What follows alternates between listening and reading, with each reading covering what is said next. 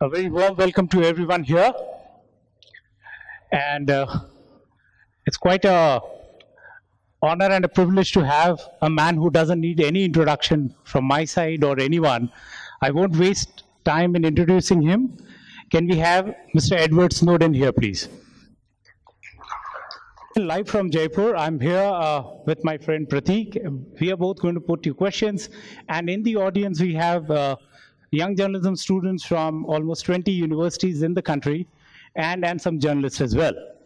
That's the audience setup we have right now. So the very first question, before we get on with it, is that these are all bunch of youngsters who don't mind sharing anything and everything. They feel absolutely all right with sharing all information that they have. Privacy is no concern for them. In a scenario like this, when they open up on everything, how big an issue is privacy? Where did that argument originate from?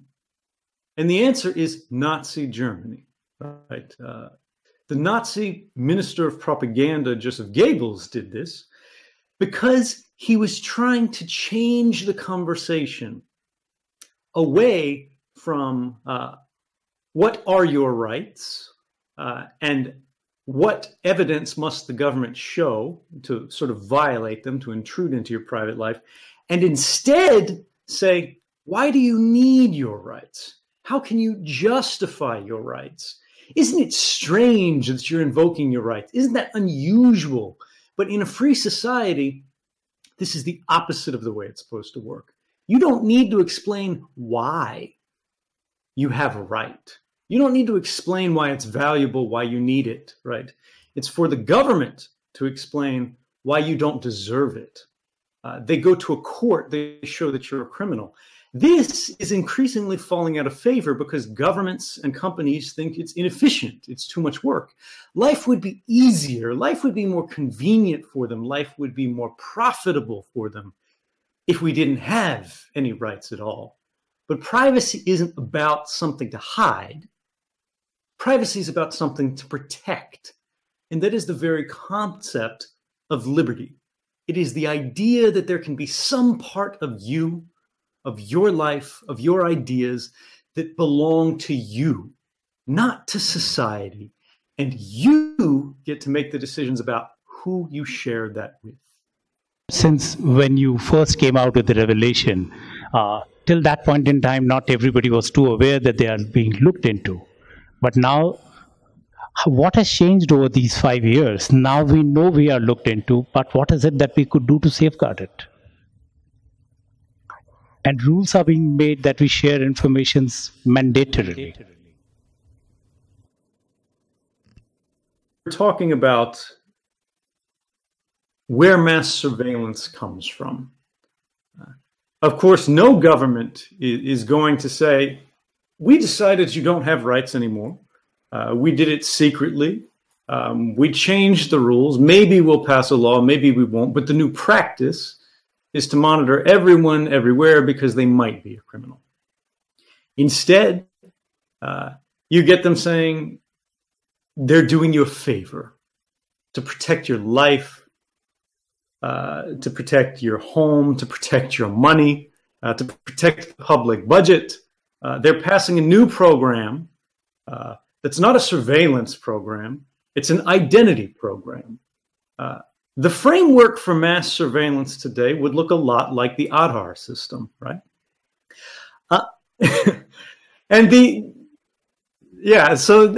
is how it works, right? People in India have been hearing for years and years and years these incredible statements out of the chiefs over at UEI.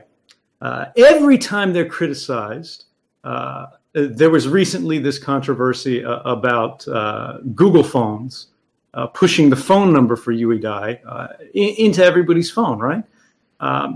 And somehow Google puts out a statement and goes, oh, it was our fault. It was inadvertent. It was a mistake. We have 95% of the market share. Maybe that's not the exact number. Please check the fact on that. But they have an extraordinary amount of the market share of India. Everyone in India is using an Android phone, a Google phone, unless they're rich enough to afford an iPhone. And when you have that kind of position, it's very difficult to make a change that affects the phones of everybody in a country, right? And yet somehow, they managed to push this phone number to everybody. Now, UEDI was not, they were not concerned that this happened. They said, oh, the phone number's wrong.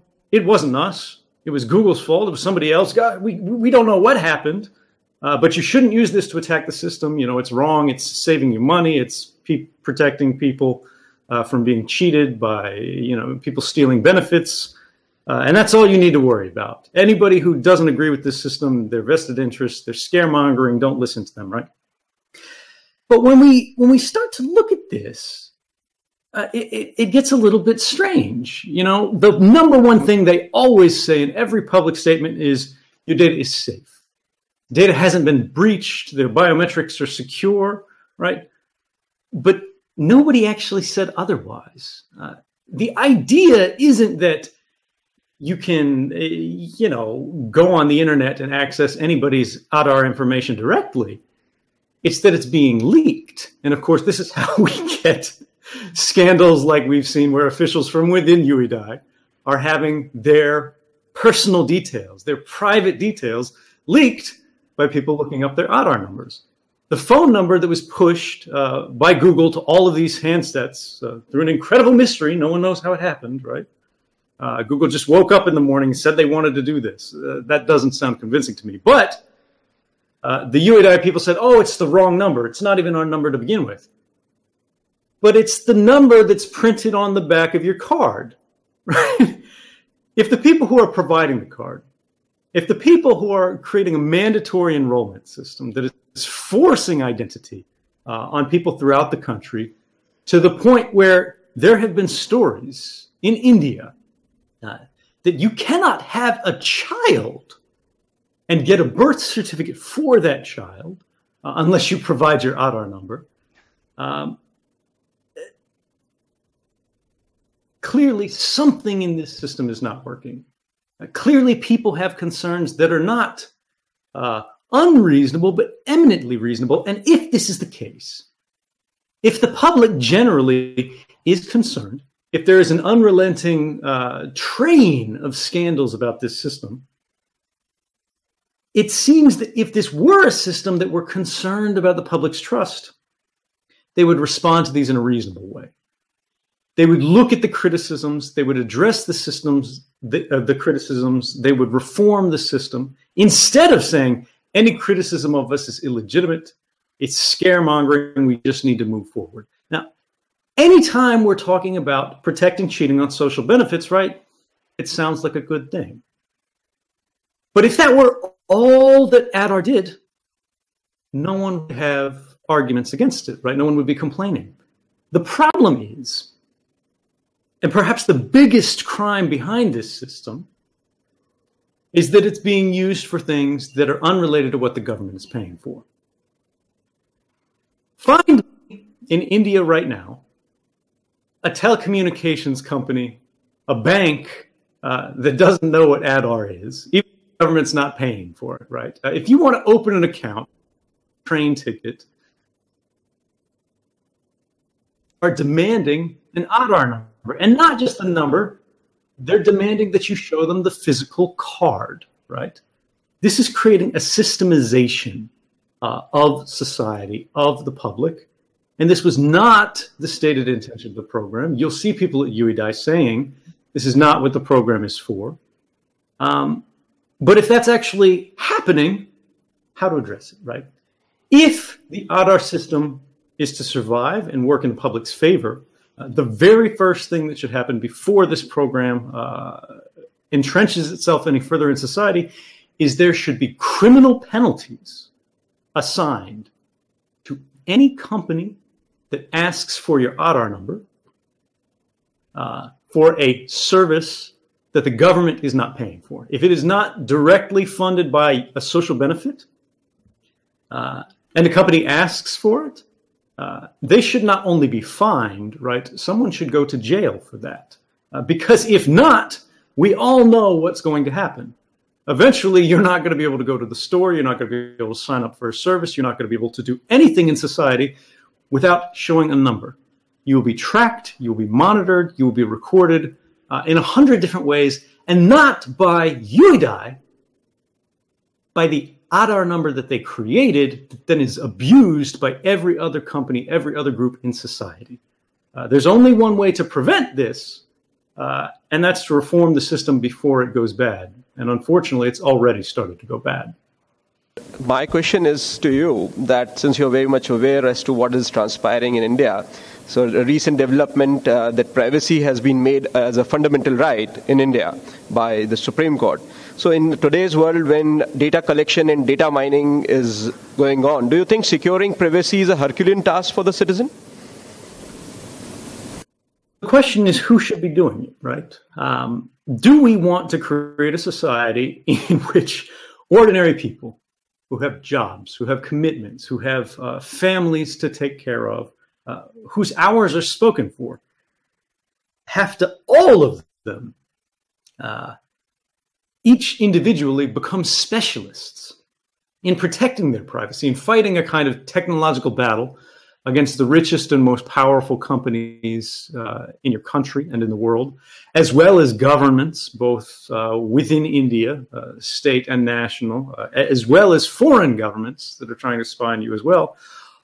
Or should the government, these corporations and their policies be designed by law to protect policy? Should the criminal code be set such that the incentives of violating someone's privacy or even narrowing someone's privacy unnecessarily costs them more than it gains them?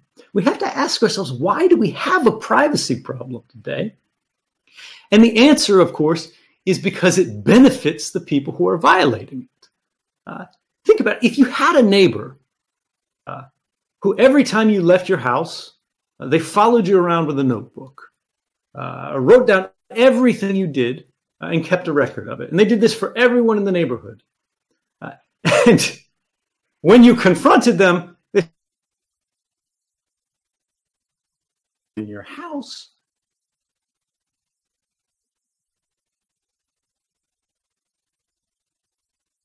Now, this is what is happening due to the electronics of the system today. The only difference is we don't see it. It happens invisibly instead of seeing the person with the notepad. The only way to change this is to work on two fronts. We need to use both technology to enforce our rights through things like strong encryption that companies and governments can't interfere with. So we protect our rights on a technical level, and then also on a legal level. We need to make sure that our rights are enforced and enforced meaningfully. If our rights are violated, there should be a penalty for that violation. And then finally, and this is perhaps the most important thing for the people in this room today, we have to know about it. When we think about the Aadhar system and where the scandal started, when we realized in places like India that all of this information that they say is absolutely secure in their database is available to anybody over WhatsApp if you provide the number to someone who's working at UIDAI, who's working at Aadhar and wants to make a little bit of money on the side. We need journalists. We need investigation. We need people like Ratnakara who are willing to risk something, willing to dare to be criticized by the government, willing to face police investigations and things like that, to tell the public what they need to know. Because if we lose that, it doesn't matter if India is a democracy on paper, it ceases to become one in fact. Because every democratic government gets its legitimacy from a single concept. And this is that people understand what the government is doing, and they consent to it doing that. If the government's activities are happening without our knowledge, without our consent, without our agreement, they're not legitimate. It's not democratic. You just mentioned that, you need journalists and people who can come out and take the government on. With this whole digital surveillance happening and the government looking at it, how can freedom of press stem the tide of surveillance? Yeah, so this is a difficult challenge because it's very much an unfair fight. On one side, you have governments with spy agencies and armies. On the other side, you have companies with their billions. And on the public side, you have a few journalists working at newspapers that don't have very much money, right? But what they do have is the truth. And that's something that can't be changed, right? We need journalists in a free society, not to simply write down what the government says or what a company says and report that. That's not reporting, that's not investigation. That's note-taking, right? Instead, we need them to look critically at the activities of the most powerful members of society. We need them to work adversarially against these people and go, are they really telling the truth? And then find out what the truth is, and then tell the public that. Because this is how they become more powerful. Newspapers fundamentally should be a public service. But it's important to remember that newspapers can't work without sources, people inside these organizations, governments and companies who are willing to talk to journalists, tell them where the truth is and where the lies are, and do this safely. If we don't have this, which is a real possibility in India without the efforts of groups like Amnesty International that are trying to create new whistleblower protections, we will run out of sources of information when the public needs them the most. To the earlier question, that journalists and cyber experts all over the world are facing browbeating from the government. So how this organization of Freedom of Press Foundation could actually come to safeguard their interest and rescue them from that?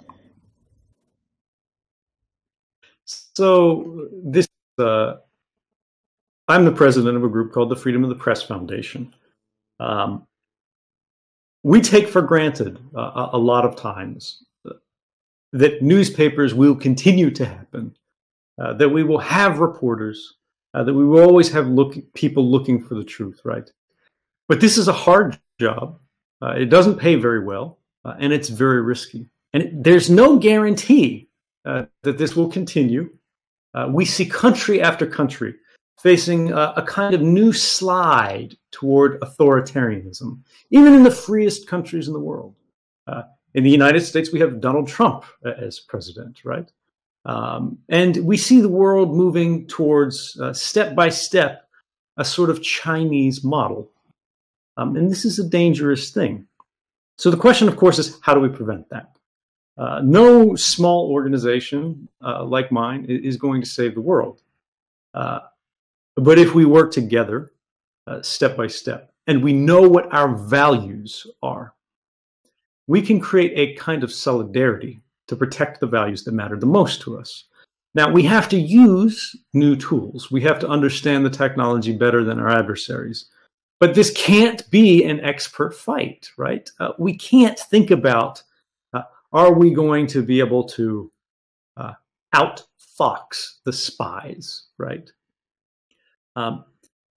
Instead, we have to think about what is the future of our society? What is the future of our government? What is the future of this world going to be based on? And either that's going to be based on social power from people like those sitting in this room who know what they believe in and are willing to stand up for it, are willing to risk something, are willing to dare to do the right thing despite the consequences. If we do this, if we make sure that those who interfere with the works of journalists are punished, and if we make sure those journalists who stand up and do reveal the truth at great cost, who are suddenly facing retaliation, do not face it alone. We can create a system of incentives, right? A blanket of safety that protects all of us by not focusing on individuals, but focusing on movements. By protecting values, by protecting rights, we can make sure that the next generation doesn't just enjoy the rights that we ourselves inherited that are coming under attack now. They actually enjoy more rights, new rights. If we don't stand up, if we don't protect each other, and if we do not keep fighting and striving and protecting the right to seek the truth and report it, those rights will vanish. All right. And while you say it's been going on, and there are whistleblower acts that are coming out, in India, as you mentioned briefly about amnesty, they are trying to, put the voice forward and say that there should be a Whistleblowers Act, but that is all going into a waiting game. With the government's more active, everybody more spying, where do you see whistleblowers heading? So this is fundamentally a question about the public's right to know against the government's desire to hide. And we talk specifically about the government in this case, but more generally it applies to corporations and other private groups as well. But the argument here goes, the public needs to know what's going on in government, but the government feels that if the public knew everything it was doing, its programs would no longer be effective. If we know how the public is being spied on, terrorists would know how the public is being spied on, and by proxy, how they're being spied on. And this would make things more dangerous for the world. But the reality is, if you look at the history of terrorist activity in the last 30 years, in the last 50 years, no one understands privacy, or not privacy, no one understands surveillance better than terrorists. Osama bin Laden, for example, stopped using a cell phone, not when he saw some recent story in the newspaper. He stopped using it in 1998. And the question, of course, is why? The White House at the time said it was because, newspapers were reporting too much information. But there were investigations into this, and it was found to be false. The actual reason he stopped using a cell phone was because he was at a terrorist training camp, and he made a call from his satellite phone on one day, and then a few hours later, a missile struck the hill he had made a call from. Terrorists may be evil, but they are not stupid, right? Terrorists will always know more than the public. And so this brings up the real question. When we see governments trying to deny the public access to information, when they try to punish whistleblowers and dry up the kind of journalistic sources that reporting relies on, are they really acting in the interest of public safety, or are they more concerned about political stability?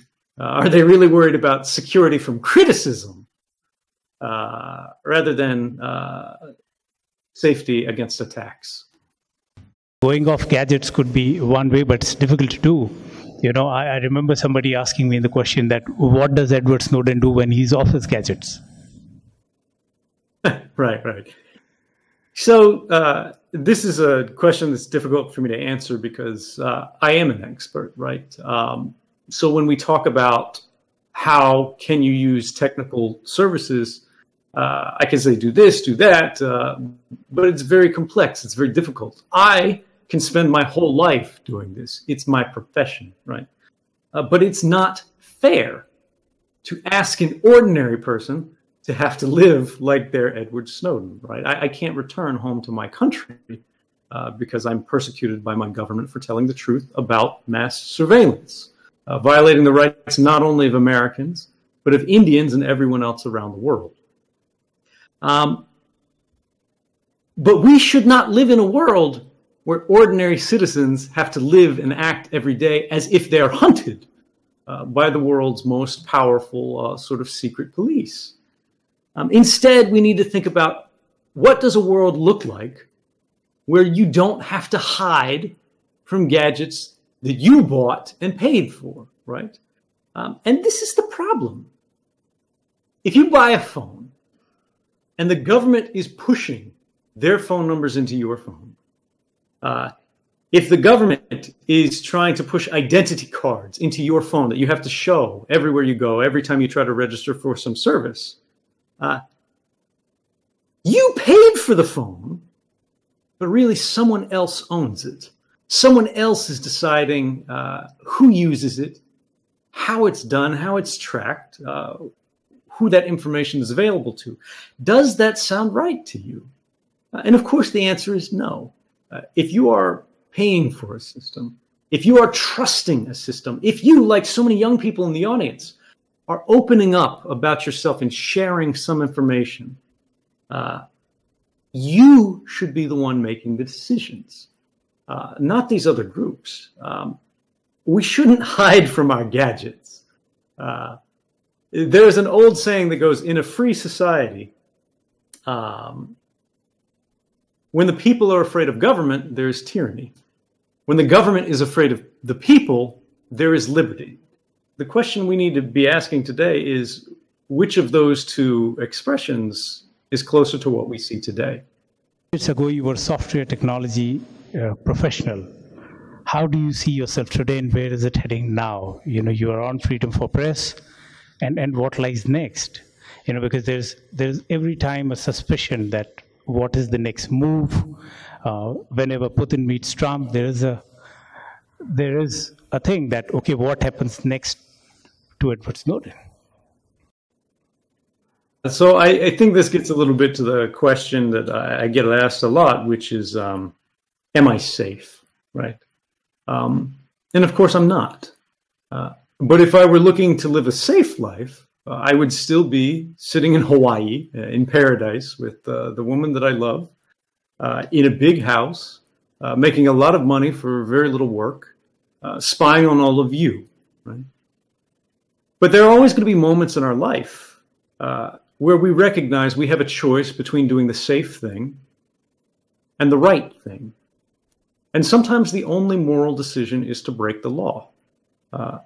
I'm still a technologist today. I'm more of an activist than I ever expected to be. But the way I would describe it is, I used to work for the government, and now I work for the public.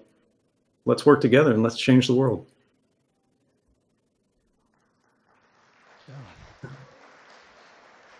Miss America. Of course, it's my home. I want to go back, and I intend to go back. But I will go back when my country is free, when the trials are fair, and when telling the truth is not considered a crime. All right, Edward, thanks a lot for your time. It was a pleasure talking to you. Thank you so much.